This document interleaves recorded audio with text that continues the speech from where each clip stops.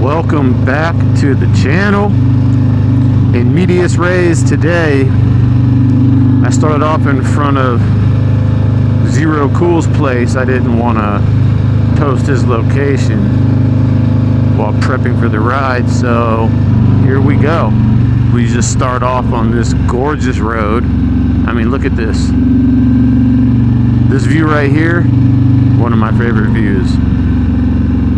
We got Bell Rock, we got Cathedral Rock, with all kinds of beautiful stuff out there. Never gets old. The heat gets old, but the view never gets old.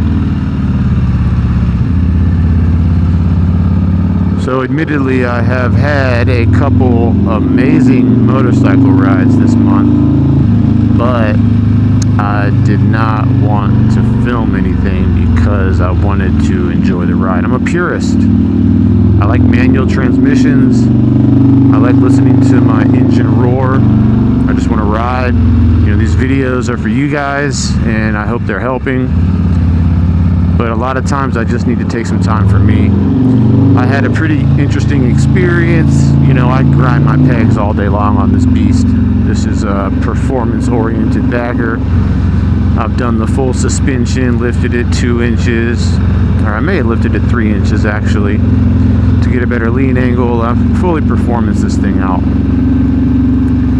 And so I scrape my pegs all the time because I ride that way. But the other day, I had a group of really slow cars in front of me, and I usually don't lose my patience, except that when a passing lane came up, a really slow Jeep, you know these Jeeps got little 4-cylinder engines in them, they know they pass super slow. And so this Jeep gets over to pass, and he passes he takes up the entire passing distance to pass the car in front of him, and basically keeps me back, you know, which is fine. I get it. He had somewhere, it's not my road, we're all sharing the road. And so I wasn't irritated at the driver for not letting me pass first, even though we all know that these bikes can zip by somebody in less than a second to be out of the way.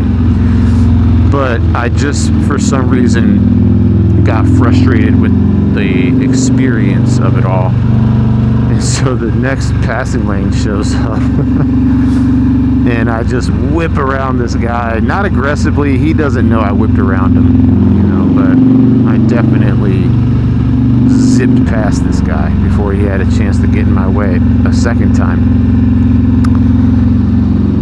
And you know, some of these road designers, I feel like they do this stuff on purpose to keep the roads safe, but have you ever noticed that a lot of passing lanes aren't on the straightaways? A lot of passing lanes are on the turns. And I imagine the government, trying to keep people safe, is probably thinking, hey, let's put passing lanes on turns, that way nobody can get too crazy. You're only going to pass if the car in front of you is going really slow. It's probably designed for passing semi-trucks, you know, something along those lines. So anyway, I'm like, this bike, you know, it'll go from 40 miles an hour to 100 miles an hour in less than a second. So in the 1 second that I blip past this Jeep, I end up going, you know, triple digits. And the road is a sharp left turn.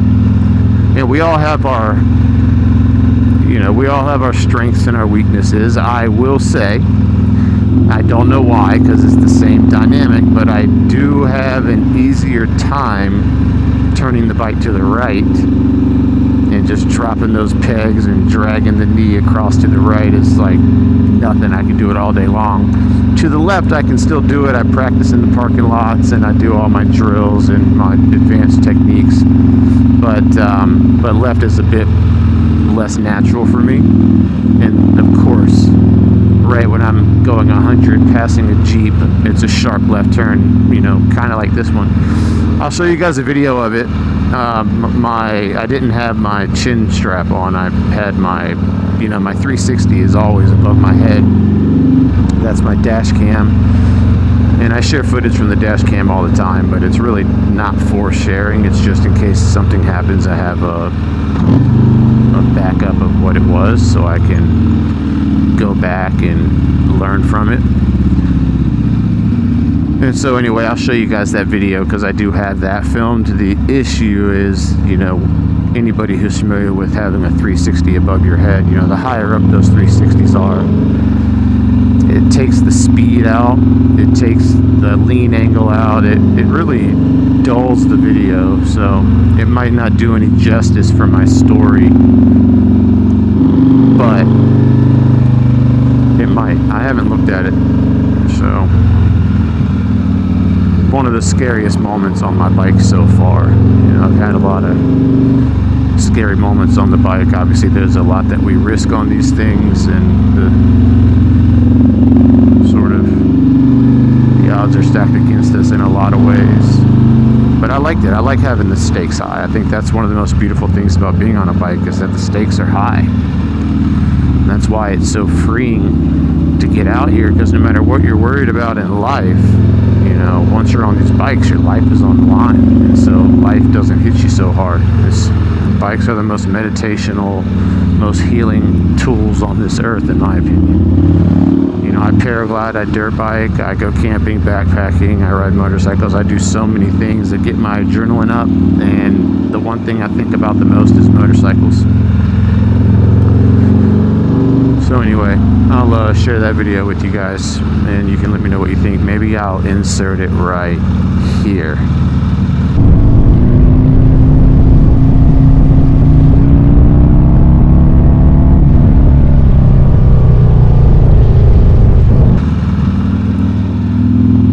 So yeah, based on that video, sure, it wasn't as exciting as real life, but in real life it was a bit of a pucker, I'll tell you that.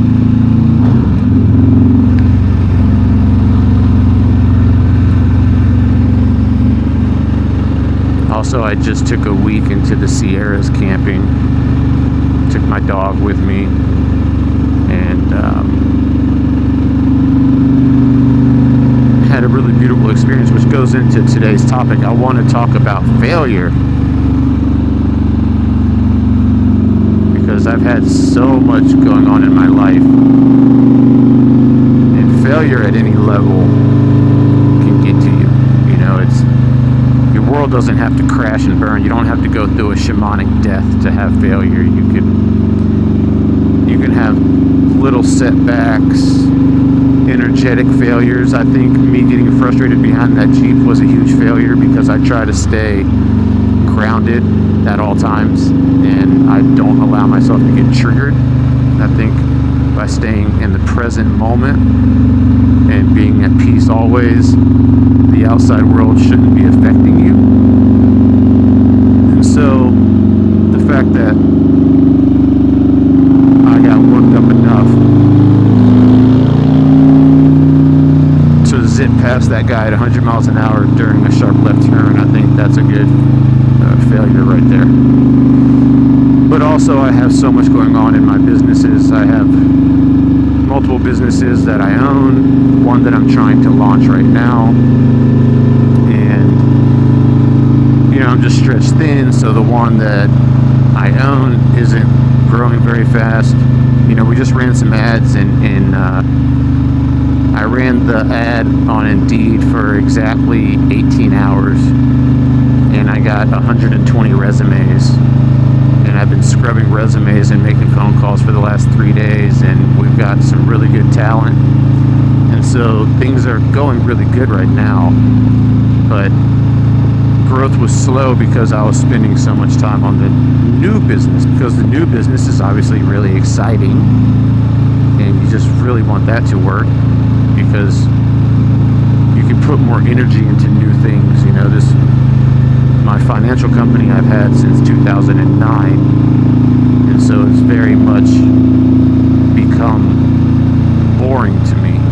Not that I do it for fun, I do it to provide myself with a wealthy lifestyle, but whew, that guy, slow down, baby. I won't even acknowledge that it was a female driver. She stopped. I'm happy about that. So anyway, I was under a lot of stress, and I just had to get the fuck out of there. So I went on a camping trip into the Sierras, and every single day I would get stoned out of my mind on a really good hybrid that's like good for being outdoors, not that comatose stuck on the couch one, but the kind where you can like smoke it and do chores. So I got really high and I went on nature hikes with my dog where I would just say, okay, for the next 4 hours I'm just gonna have no destination and I'm just gonna connect with nature and just walk around. There was a big lake, I walked around, I went up a mountain pass that had an overlook, and just had a really good time hanging out and connecting with nature and just washing away all the stress.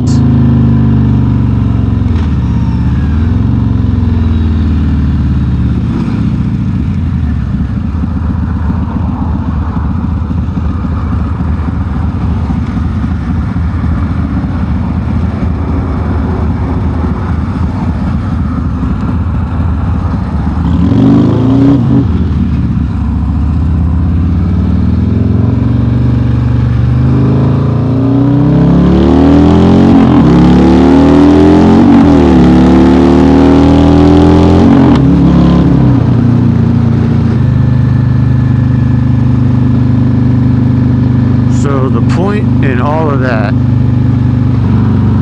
is that I've actually learned a lot in life to be able to go camping to shake off any stresses and come back fresh. So now I'm back from the trip, I feel like $1,000,000. These little setbacks and failures aren't affecting me, and I can get back to business. And that's an important lesson. You know, I spent a lot of my life identifying with my mistakes, and if I messed something up I would tell myself that I was a fuck up or a loser. I had a ton of negative self-talk, but other than the negative self-talk I also just identified as what I was going through. And so for many years, you know, high school, on my own, struggling, even though I was young, I still, you know, I would make little mistakes here and there. I'd steal something to survive. You know, I remember I would go into the grocery store with a backpack and I would take a loaf of bread and a pack of cheese and a pack of lunch meat and I'd leave. And I'd put it in the backpack and I'd sneak out. And sometimes I would like do that, but then go to the cash register and buy a pack of gum, thinking that as long as the security saw me go through the checkout line, they'd assume I paid for whatever I had. You know, this was, I'm 16 years old, I'm starving to death, and so I convinced myself it was okay, but I also convinced myself that I was a piece of shit and I was a loser, and I really identified with these failures, and then more failures would come and it would reinforce my thoughts about myself, and it was just not a peaceful place in my mind. I suffered from anxiety because of this stuff, depression because of this stuff. You know, all these things compound onto each other. And the biggest blessing that I got in life was learning not to identify with my mistakes and not to identify with my failures, and instead of seeing them as failures, remind myself that the only reason that I failed is because I dared to try something. And I know that the stealing concept is kind of a tough one, but I was, you know, at this point in time, at that year was like 1996 in California. If you were under 18, you had to have a work permit to get a job, and your parents had to sign it, you know, and it was just, I wasn't getting a job. I tried. And so I was stuck in this situation where I didn't have a choice. And then later in life, as I dared to try things, you know, my first business failed. And it was awful because no matter how hard I fought, it just kept getting worse. And then you make it worse. Like, I was so desperate for income that I was like slave driving my employees and waking up afraid of being a failure and making sure they were on time to work and working the full 8-hour day with their 15-minute breaks. I mean, really just cracking the whip and making everybody miserable. So these are just side effects of accepting your failures as your identity and having pride and confidence in the fact that you dared to try is so inspiring. I'm so inspired by everybody who tries to do something. Whether they succeed or fail doesn't make a difference. They dared to try. There are some people out there that won't even try, and they get these opportunities and they get these little inspirations, and then all of a sudden they talk down on themselves. They say they can't do it, they can't handle it, they're not smart enough, they're not pretty enough, like whatever their conversation is. They've identified with this negative side of life, and so they keep creating it for themselves. One of my biggest blessings is that I've always been too stupid to know what I can't have.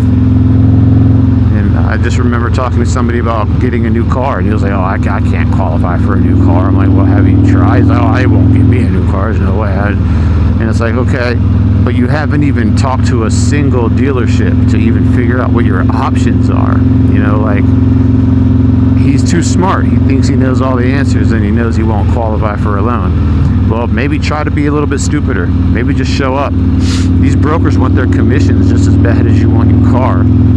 They have different lenders that take different things. They got no credit pools. They got, you know, larger down payments, 50% down. I mean, whatever you have to accomplish. I'm not trying to put a deal together here. I'm just trying to express that when you identify with your failures, you allow yourself to keep failing. And by inspiring yourself through trying and not overthinking things and not striving for perfection, but just getting things done, that's how you get through a good life. That's how I've gotten where I'm at. So I've had a few setbacks this last year that are aggressive. I've had, you know, a year ago I was retired. I had multiple multi-million-dollar real estates. I had multiple expensive cars, and I was basically retired. I never had to work again. Obviously, I like to work, and so I was never going to stop anyway, and I was always going to keep building, but I was building from this place of peace, and I could take a few weeks off here and there to travel, and you know, it was nice. And then I had a major setback, and let's just say I'm definitely not retired now. And I could take this as a huge failure, but I'm not. You know, I have always done everything in this life to help others and to make sure that while helping others, I was getting equal reciprocity for myself. I'm very big-hearted, and I want the whole world to succeed. And when I help you, you help me. And I've made tremendous wealth by helping others and having them help me. And so a couple bad decisions later, it's like, damn, I could really use this opportunity to beat myself up. But I never will, because I know better. And when things start to come up inside of me and I'm having trouble controlling it, maybe waking up with a little bit of fear in the morning that I can always shake off, or having, you know, some concern, sometimes the reset is all it takes, because you get so caught up in the moment. You're so closely related to it that it's hard to see past it. And by taking a small break and stepping back, you rise above it, and then you're looking down at your problems, and you can see from that perspective how minuscule they are, and you can see the solutions, and you can see that it's actually all unfolding perfectly, and it's all working out, because you're never going to stop, because you keep inspiring yourself, and because you know you can do it, and you don't identify with your failures. And this is how it goes, and round we go, because we're always going to have failures, and we're always going to have to get an elevated perspective and come back to it. So that's what the camping trip was for me. It was a beautiful step back. It was a beautiful perspective shift. It was nice to connect with nature. I wasn't alone. My nature hikes with my dog, I was alone, but I had friends and family and loved ones. I was was surrounded with love, and it was amazing. But then I would also get really stoned and go off on my own, and it was also amazing. The most profound moments of the trip were the times I was alone with my thoughts. And you know, sometimes you get lost in your high. I think I spent an hour just like doing a photo shoot with my dog, taking cool pictures of him in these different spaces out there. But in between the stoned photo shoots with me and my dog, I had some profound moments of reflection and clarity and plans for the future, and things are looking really good right now. So stay tuned to this channel, and you're going to see exactly what kind of transformation I'm talking about. And I'll share more once this thing's actually behind me, but these recent issues are not behind me yet, so I can't talk about them publicly. One day, though, I'll give you a detailed breakdown, and it'll help pull all this together. So that's it. I'm going to enjoy the rest of this ride solo. I mean, not solo, I got Zero Cool behind me, but I'm not going to talk anymore. So that's today's video. If you're still here, you have all my love and respect and appreciation. Get out there and do good things. Be good. Help people when you can. And I know you will because you watch this channel. And if you're listening to this, you are the resistance. I'm out.